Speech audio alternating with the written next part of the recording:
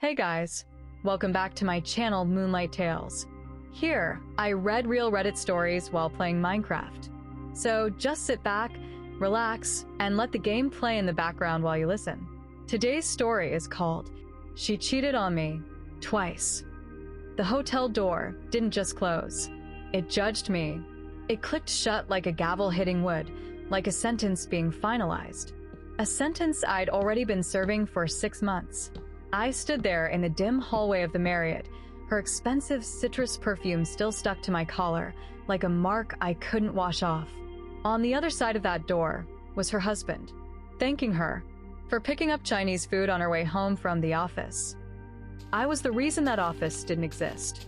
I was the work emergency, the shadow in the hallway, and the guy who had now helped her break the same vow twice. I started walking toward the elevator when I felt a vibration in my pocket. It wasn't my phone. I reached in and pulled out a heavy silver key fob. Cold, solid, real. Room number etched into the metal. Room 412. The Sterling.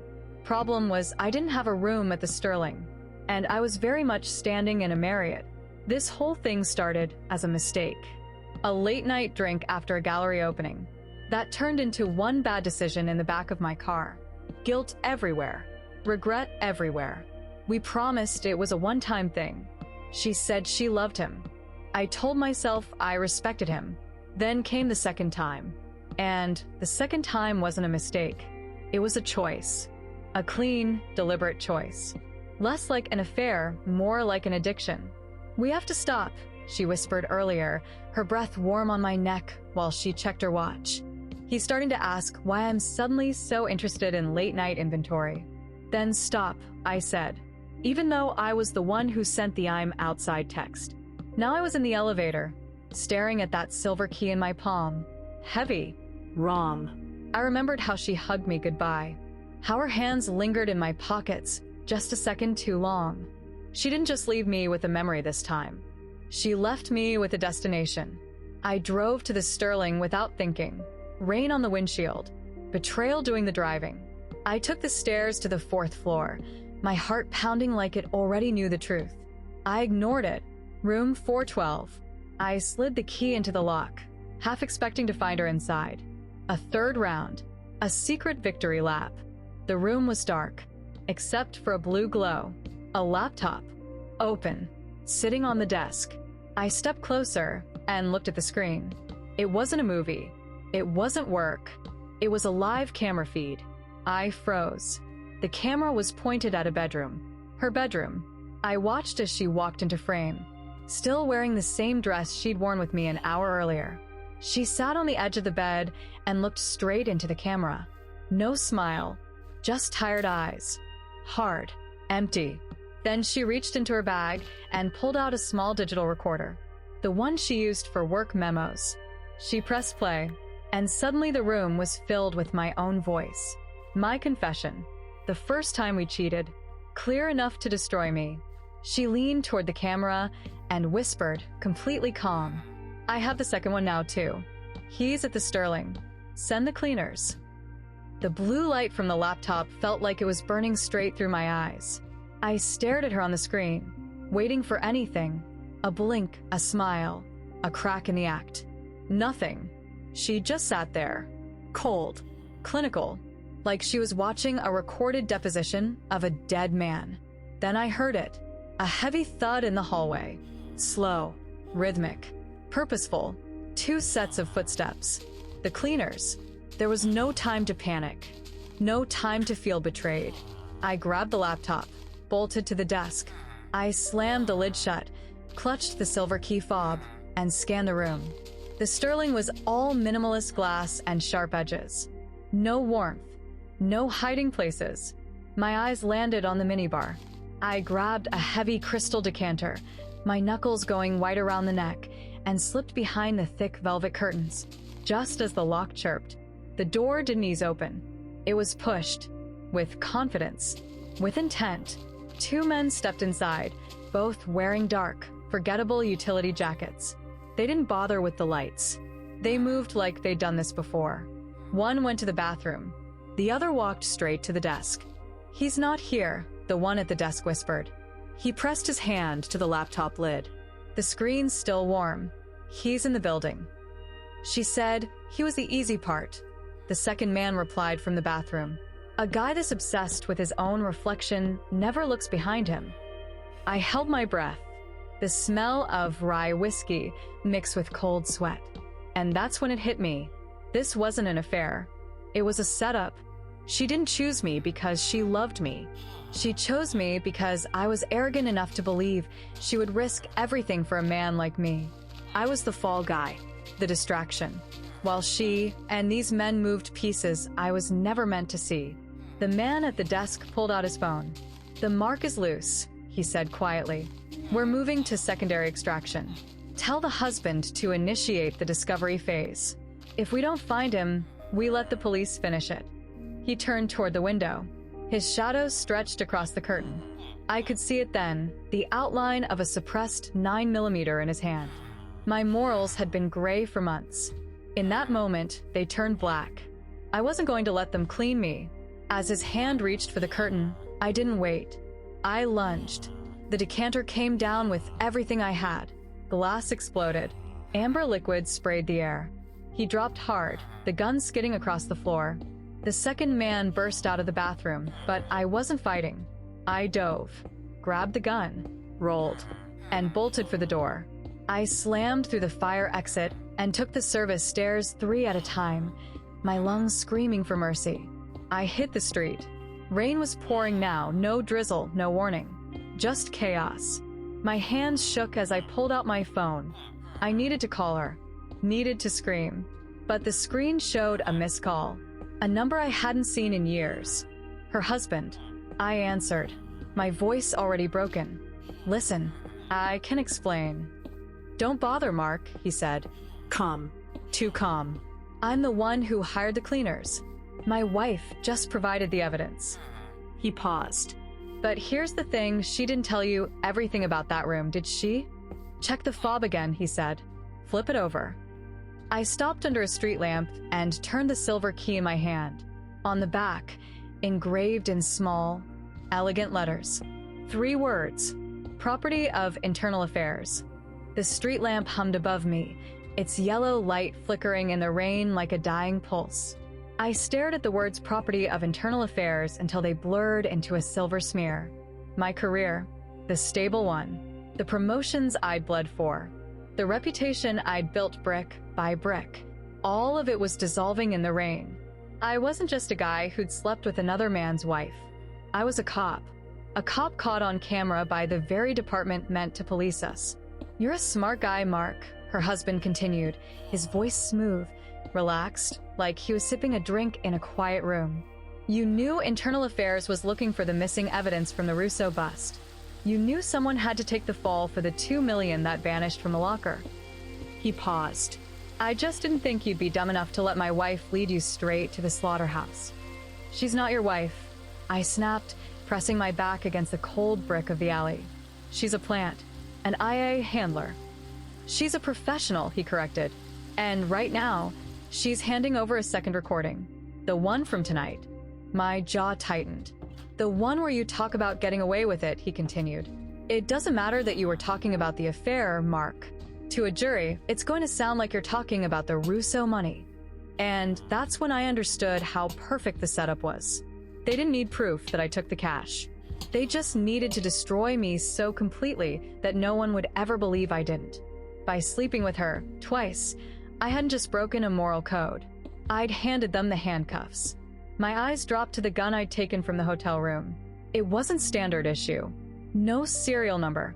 A ghost gun. If I was caught with it, they wouldn't even need the money charge. I'd be buried under federal counts before sunrise. "Why are you calling me?" I asked, forcing my voice steady. "If you've got me, why tell me?" "Because," he said, and for the first time his calm cracked. "She didn't just record you. She took something from me too. Something that wasn't part of the deal." I listened. "She's gone rogue, Mark. She's got the Russo money. She's got your confessions. And she's headed for the border." A pause. "IA thinks you have the cash. I know she does." I heard a match strike on the other end of the line. "I'm giving you a choice," he said. You can stay in that alley and wait for the sirens I just called, or you can go to the location I'm sending you. Another pause. You bring her to me. You get your life back. I get my money, and we both pretend this marriage never happened. My phone buzzed. GPS coordinates. A private airfield, 2 hours north. I looked at the gun in my hand, then at the empty street. Somewhere in the distance, the first thin wail of a siren began to rise. I was a cop who'd committed every sin in the book to protect a lie, and now my only chance at survival was to hunt down the woman I'd sold my soul for. The rain had thinned into a freezing mist by the time I reached the airfield. The GPS led me to a rusted hangar at the far edge of the tarmac, far from the main terminal. A single-engine Cessna sat idling outside. Its propeller sliced through the fog with a steady, mechanical growl. I moved through the shadows, the ghost gun heavy in my hand.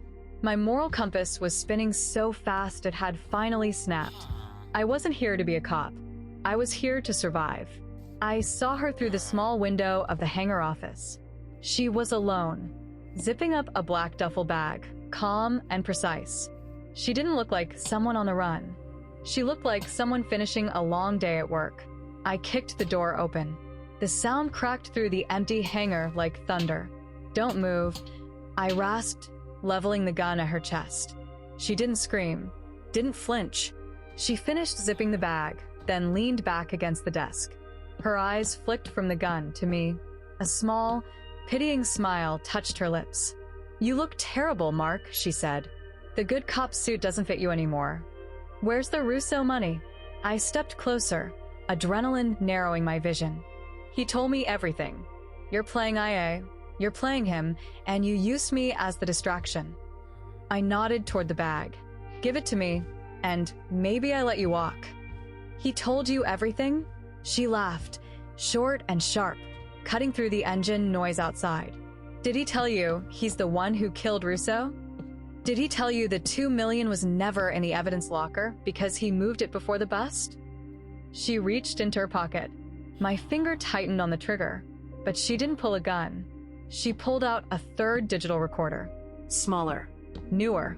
"I didn't sleep with you twice to frame you for the money," she said, her voice dropping, low, controlled, dangerous.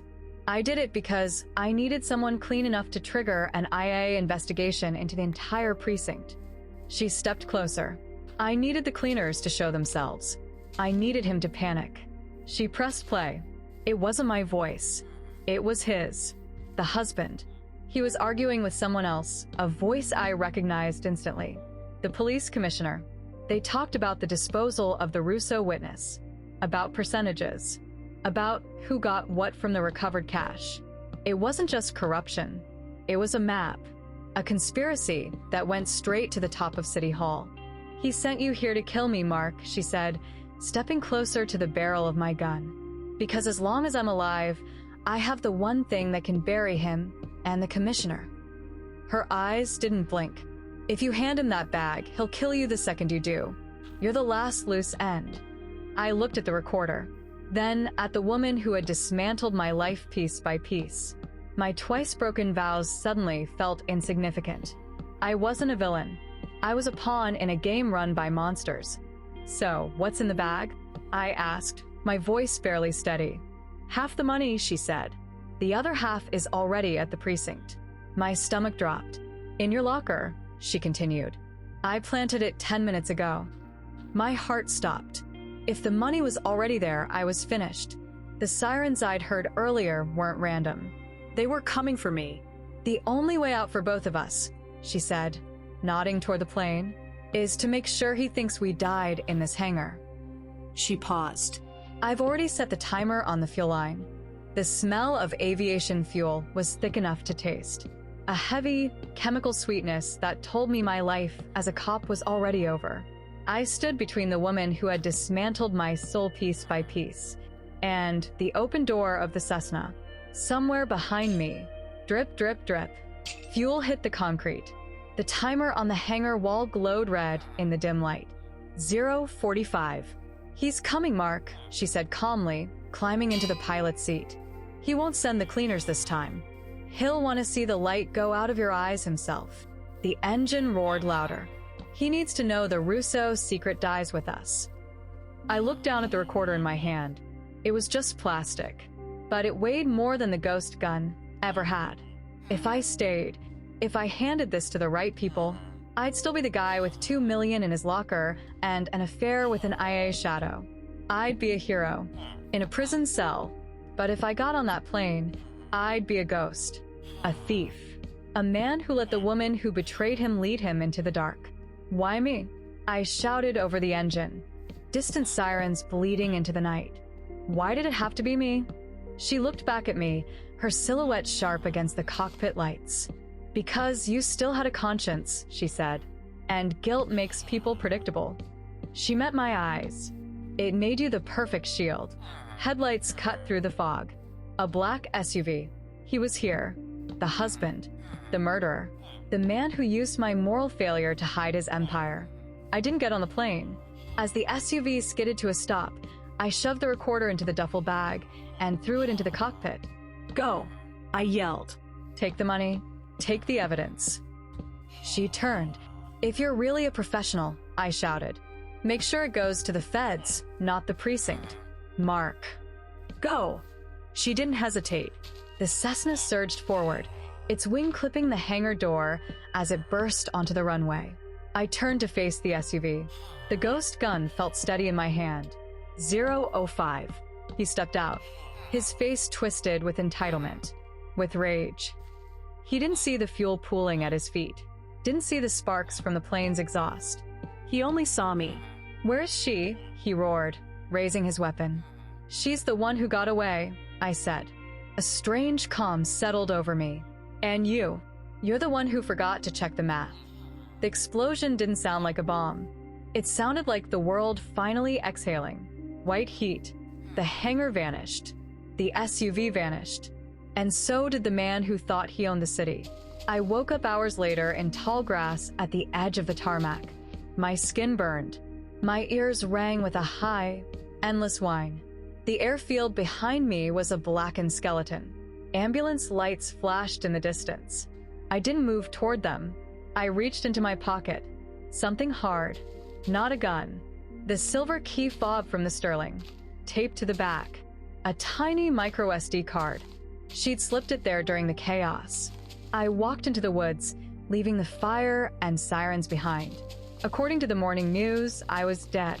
No name, no badge, no home. But as I held that card in my hand, I realized something. I had the names. Every man who ever thought a soul could be bought. The city thinks I'm Ash. She's a ghost somewhere in Rio. And I'm holding the trigger to the biggest scandal this state has ever seen. When you lose everything, you learn exactly what you're willing to burn. Have you ever been the person everyone blamed, only to find out you were the only one holding the truth? Drop your stories in the comments. Like and subscribe for more stories, deep dives into the gray areas of the law. And remember, the only thing more dangerous than a lie is the person who believes it.